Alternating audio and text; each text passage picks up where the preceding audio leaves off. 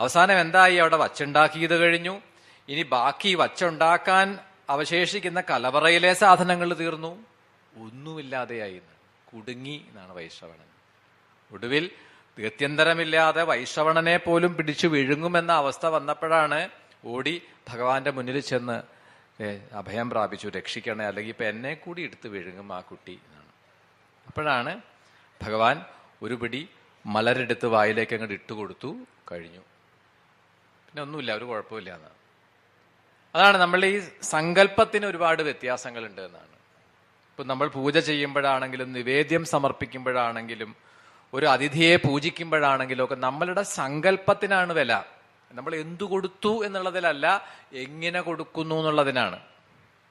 അതിപ്പോ ദേവസമർപ്പണം ചെയ്യുമ്പോഴാണെങ്കിലും അതെ, മറ്റൊരാൾക്ക് സമ്മാനിക്കുമ്പോഴാണെങ്കിലും അതെ, നല്ല വിചാരത്തോടുകൂടി നല്ല മനോഭാവത്തോടു കൂടി വേണം.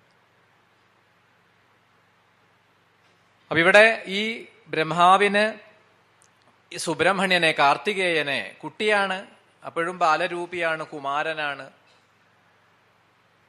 ഒരു ആദരവ് തോന്നിയില്ല എന്നാണ്. അത് ഈ മായ കൊണ്ടാണ്.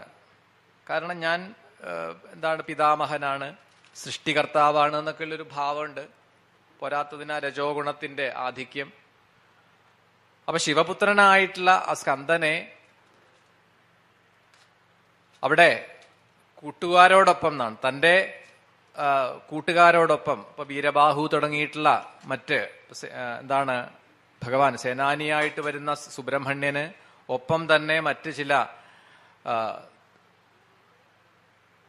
ദേവതാ സങ്കല്പങ്ങളെ പറഞ്ഞു കാണാൻ പറ്റും. അതിൽ പ്രധാനിയാണ് വീരബാഹു എന്നൊക്കെ കാണാം. അപ്പൊ തന്റെ തോഴന്മാരോടുകൂടി കളിയിലേർപ്പെട്ടിരിക്കുന്ന ആ സുബ്രഹ്മണ്യൻ, ആ സ്കന്ധൻ, അപ്പൊ ഇത് ലോകഗുരുവാണ്, സേനാനിയാണ്, ഇതൊന്നും ആ സമയത്ത് ചിന്തിക്കണില്ല. ശിവപുത്രനായിട്ടുള്ള സ്കന്ദനെ കണ്ടപ്പോൾ ഒരു ബാലബുദ്ധിയ, ഇത് ചെറിയ കുട്ടിയാണല്ലോ എന്ന ഭാവത്തിൽ ബ്രഹ്മാവ് അങ്ങോട്ട് കടന്നുപോയി. അവിടെ എത്തി ശ്രീപരമേശ്വരനെ കണ്ടു, നമസ്കരിച്ചു. അപ്പൊ അങ്ങനെ മുന്നിൽ കൂടി കടന്നു പോകുമ്പോഴാണ് ഒന്നും അറിയാത്ത പോലെ ബ്രഹ്മാവിനോട് ചോദിച്ചു എന്നാണ്. അപ്പൊ തന്നെ കണ്ടിട്ടും കണ്ടൂന്ന് നടിക്കാതെ പോണത്. അങ്ങനെ പോയപ്പോഴാണ് ബ്രഹ്മാവിനോട് ചോദിച്ചത്, താങ്കൾ ആരാണ് ചോദിച്ചു എന്ന്. അപ്പൊ ബ്രഹ്മാവ് പറഞ്ഞു, ഞാൻ ബ്രഹ്മദേവനാണ്, ഞാൻ പാർവതീ പരമേശ്വരന്മാരെ കാണാൻ വേണ്ടിയിട്ട് വന്നതാണ്. സേവായേ ശിവയോരദ്യ സത്യലോകാ ജഗദ്ഗുരോ സാധ്യേസകം സുരൈരഭി കൃതേശോപാധിരസ്മിതേ കൃപയാ പാത്രഭൂതോദ്യ സമാഹൂതോ യദൃച്ഛയാ കൃതാർത്ഥോഹം ഗമിഷ്യാമി സത്യലോകം വിമുഞ്ചമാം. സത്യലോകത്തിൽ വസിക്കുന്ന ആളാണ്, സൃഷ്ടികർത്താവാണ്, ബ്രഹ്മാവാണ് എന്നൊക്കെ പറഞ്ഞു. അപ്പൊ ശിവദർശനം കഴിഞ്ഞ് വരുമ്പോഴാണ് ഈ ചോദ്യം ചെയ്യല്.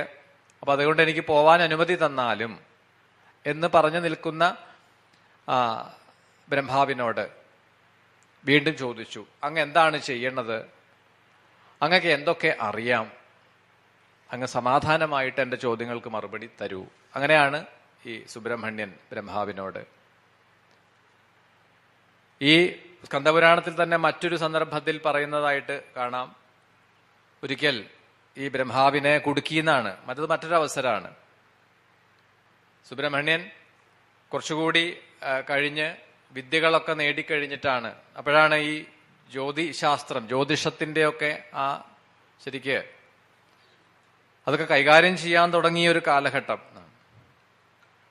അപ്പൊ ജ്യോതിഷ സംബന്ധമായിട്ടുള്ള അറിവുകളൊക്കെ നേടിക്കഴിയുമ്പോൾ, ഇപ്പൊ നമുക്കാണെങ്കിലും നമ്മളൊരു പുതിയ അറിവ് നേടിക്കഴിഞ്ഞാൽ അത് പരീക്ഷിക്കാനുള്ള ഒരു ത്വരയുണ്ടാവും.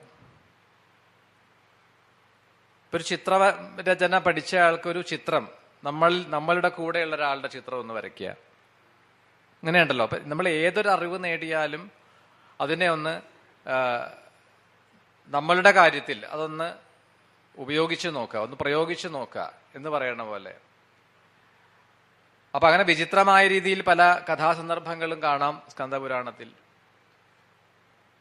അപ്പൊ ഒരിക്കൽ ഈ സുബ്രഹ്മണ്യൻ ഈ ജ്യോതിഷത്തെ കുറിച്ചിട്ടുള്ള അറിവുകളൊക്കെ ആർജിച്ചിട്ട് ആണ് അപ്പൊ ഓരോ ജീവനും ശരീരം സ്വീകരിക്കുമ്പോ, ഭൂമിയിൽ വന്ന് മനുഷ്യജന്മമൊക്കെ എടുക്കുമ്പോ ഓരോരുത്തരും എന്താണ് പൂർവകർമ്മങ്ങളുടെ ഫലം അനുഭവിക്കാൻ വേണ്ടി, പ്രാരബ്ധകർമ്മങ്ങളെ അനുഭവിക്കാൻ വേണ്ടിയിട്ടാണ് വരിക. ഇതൊക്കെ ഓരോ ശരീരം എടുക്കുമ്പോഴും ഈ ജന്മത്തിൽ എന്തൊക്കെ അനുഭവിക്കണമെന്ന് നിശ്ചയിക്കപ്പെടുകയാണ്. അത് മനസ്സിലാക്കിയതാണ് സുബ്രഹ്മണ്യൻ. ഇപ്പൊ ഇത് എപ്പോഴാണ് ഇതൊക്കെ തീരുമാനിക്കുക? ഇവിടുന്ന് നമ്മൾ മാതൃഗർഭത്തിൽ വന്ന് പ്രവേശിച്ച് അവിടെ കുറെ കാലം വസിച്ച് അവിടുന്ന് ഈ ഭൂമിയിലേക്ക് വന്ന് പ്രവേശിക്കുന്ന ഒരു സമയമുണ്ട്. അമ്മയുടെ ഗർഭത്തിൽ നിന്നും പുറത്തു വരിക, പ്രസവിക്കുക. ആ സമയത്താണത്രേ ഓരോ ജീവനും ഓരോ ശിശുവിനും ഈ ജന്മത്തിൽ എന്തൊക്കെ അനുഭവിക്കണം, എന്തൊക്കെ വന്നു ചേരണം, എന്തൊക്കെ സുഖദുഃഖ അനുഭവങ്ങൾ ഉണ്ടാവണം, ഇതൊക്കെ നിശ്ചയിക്കപ്പെടുന്നത്, അല്ലെങ്കിൽ അതൊക്കെ ആലേഖനം ചെയ്യപ്പെടുന്നത്, ഈ ജീവനോടുകൂടി കൂട്ടിച്ചേർക്കപ്പെടുന്നത് അപ്പോഴാണ്. കഥാരൂപത്തിൽ പറയണമെന്നേ ഉള്ളൂ. അല്ലാതെ ആരെങ്കിലും പ്രസവിക്കുമ്പോ എന്താണ് ഇപ്പൊ ലേബർ റൂമാണ്, അവിടെ പോയി നിന്നിട്ട് ഇതൊന്നും കണ്ടില്ലല്ലോ, ഇങ്ങനെയൊന്നും പറയണതൊക്കെ ശുദ്ധ അസംബന്ധമല്ലേ? അതൊന്നും അങ്ങനെ ചോദ്യം ചെയ്യാനില്ല. കഥകൾ ഒരു വിഷയത്തെ അവതരിപ്പിക്കാൻ വേണ്ടിയിട്ട് പറയേണ്ടതാണ്. അപ്പൊ സുബ്രഹ്മണ്യൻ എന്തായാലും മനസ്സിലാക്കി, ഓരോ ശിശുവും ജനിച്ചു വീഴുമ്പോഴാണ് നമ്മൾ പറയുന്ന ശിരോലിഖിതം എന്നാണ്. നമുക്ക് മാറ്റാൻ പറ്റാത്തൊരു സാധനമാണല്ലോ ഈ ശിരോലിഖിതം. കുറച്ചുകൂടി പച്ചയ്ക്ക് പറഞ്ഞാൽ തലയിലെഴുത്ത്. നമ്മൾ ഇടയ്ക്കിടയ്ക്ക് പറയണ വാക്കാണ്. ഓ, എന്റെ തലയിലെഴുത്ത്, അവന്റെ തലയിലെഴുത്ത്, അവളുടെ തലയിലെഴുത്ത്. ഇങ്ങനെ ഒരു തലയിലെഴുത്ത് ഉണ്ടോ? എന്നാ ഒന്ന് കാണിച്ചു തരൂ ആ എഴുതിയത്. അതറിയില്ല. പക്ഷെ നമ്മൾ പറയാറുണ്ട് ധാരാളമായിട്ട് ഈ വാക്ക് ഇങ്ങനെ ആവർത്തിക്കും, തലയിലെഴുത്ത്, തലയിലെഴുത്ത്. എന്തായാലും സുബ്രഹ്മണ്യസ്വാമി അത് കണ്ടുപിടിച്ചു. ഇത് എപ്പോഴാണ് ഈ പ്രോസസ് നടക്കണത് എന്ന് മനസ്സിലാക്കിയെന്നാണ്. ജനിച്ചു വീഴുമ്പോഴാണ് ഇത്രയെന്നാണ്. അപ്പൊ അങ്ങനെ ജനിച്ചു വീഴുമ്പോൾ ബ്രഹ്മാവ് ഇത് ചെയ്യുന്നു എന്നാണ്. ഓരോ കുട്ടിയും ജനിച്ചു വീഴുമ്പോൾ ബ്രഹ്മാവ് ആ സമയത്താണത്രേ ഈ സ്റ്റിക്കർ ഒട്ടിക്കുക എന്നൊക്കെ പറയണത് പോലെ. നമുക്കറിയില്ലല്ലോ. എന്തായാലും നമ്മുടെ ഒക്കെ നെറ്റിയിലോ തലയിലോ എവിടെയോ വെച്ച് വിട്ടിട്ടുണ്ട്. അതാണിപ്പോ സംഭവിച്ചുകൊണ്ടിരിക്കുന്നത്. നമ്മുടെ ഒക്കെ തലയിലെഴുത്താണ് ഇവിടെ വന്ന് ഇങ്ങനെ ഇരിക്കുക. അത് വേറൊരു തലയിലെഴുത്ത്. അപ്പോ ഇതേപോലെ നമ്മളുടെ ശിരോലിഖിതം, ഈ ജന്മത്തിൽ എന്തൊക്കെ അനുഭവിക്കണം, എന്തൊക്കെ വന്നു ചേരണം, എന്തൊക്കെ ലാഭം ഉണ്ടാവണം, എന്തൊക്കെ നഷ്ടപ്പെടണം, ഇതൊക്കെ നിശ്ചയിക്കപ്പെട്ടിട്ടുള്ളതാണ്. അപ്പൊ ഇവിടെ സുബ്രഹ്മണ്യന് ഒരു വിചാരം വന്നു എന്നാണ്. എന്തുകൊണ്ട് ഒരാളെയെങ്കിലും, ഒരു ജീവനെ, ഒരു ശിശുവിനെയെങ്കിലും ഈ തലയിൽ എഴുതാതെ അങ്ങോട്ട് ഭൂമിയിലേക്ക് വിട്ടാൽ എന്താ കുഴപ്പം? അങ്ങനെ ഒരാൾ വന്നാൽ എന്താ കുഴപ്പം? ഒരു കുഴപ്പമില്ല അല്ലേ? അയാൾ നന്നായിട്ട് ജീവിച്ചോളും. ഇപ്പൊ നമ്മളൊക്കെ നേരത്തെ നിശ്ചയിക്കപ്പെട്ടതുപോലെയാണ് വന്നിരിക്കുന്നത്. പക്ഷെ ഇതൊന്നുമില്ലാതെ ഒരാൾ വന്നാലും കുഴപ്പമൊന്നുമില്ല, അയാളും ഇവിടെ ജീവിക്കും. അപ്പൊ അതിനു വേണ്ടിയിട്ട് സുബ്രഹ്മണ്യൻ പുറപ്പെട്ടു എന്നൊക്കെയുള്ള ഒരു കഥ, അത് കുറെ വേറൊരു സന്ദർഭത്തിൽ പറയുന്നതാണ്. ഇവിടെ അതേപോലെ ബ്രഹ്മാവിനെ പരീക്ഷിക്കാൻ വേണ്ടിയിട്ടാണ് ചോദ്യങ്ങൾ ചോദിക്കാൻ തുടങ്ങി. പാവം ബ്രഹ്മാവട്ടെ ഈ ശാംഭവിമായിൽ കുടുങ്ങിയിട്ട് ആകെ ശിവപുത്രനാണ്, അവിടുന്ന് ആ ജ്ഞാനത്തിന്റെ മൂർത്തിയാണ് എന്നോ ഇതൊന്നും അപ്പോ വരുന്നില്ല, ചിന്തിക്കാൻ പറ്റണില്ല. ചോദിക്കണ ചോദ്യങ്ങൾക്കൊക്കെ മറുപടി പറഞ്ഞു. എന്തൊക്കെയാണ് അറിയുക എന്നൊക്കെ ചോദിക്കുമ്പോ അപ്പോ വേദങ്ങളെ കുറിച്ചൊക്കെ ചോദ്യങ്ങളുണ്ടായി.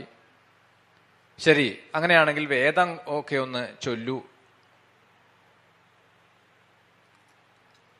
അപ്പൊ വേദം ചൊല്ലാൻ ആരംഭിക്കുമ്പോ ബ്രഹ്മാവ് ഈ സുബ്രഹ്മണ്യന്റെ ചോദ്യത്തിന് മറുപടിയായി തന്റെ അറിവ്, 4 മുഖത്തു നിന്നാണ് 4 വേദങ്ങൾ ഉത്ഭവിച്ചത് എന്നൊക്കെ പറയാറുണ്ട്. അപ്പൊ ഈ വേദത്തെ ചൊല്ലാൻ ആരംഭിക്കുമ്പോൾ ആദ്യം പ്രണവം, ആ പ്രണവമന്ത്രത്തെ, പ്രണവശബ്ദത്തെ ഉച്ചരിച്ചുകൊണ്ടാണ് ആരംഭിച്ചത്. അത്രേ ആയുള്ളൂ. മുഴുവനൊന്നും ചൊല്ലാനുള്ള സമയമൊന്നും കിട്ടിയില്ല. പ്രണവം ചൊല്ലിക്കഴിഞ്ഞതോടുകൂടി സുബ്രഹ്മണ്യൻ പറഞ്ഞു നിർത്തൂ എന്ന് പറഞ്ഞു. എന്താണ്? വേഗം വേഗം ചൊല്ലിപ്പോവരുത്, ഇതിന്റെ ഒക്കെ താത്പര്യം എന്ത്, അർത്ഥം എന്ത് എന്ന് പറഞ്ഞു തന്നിട്ട് പോയാൽ മതി.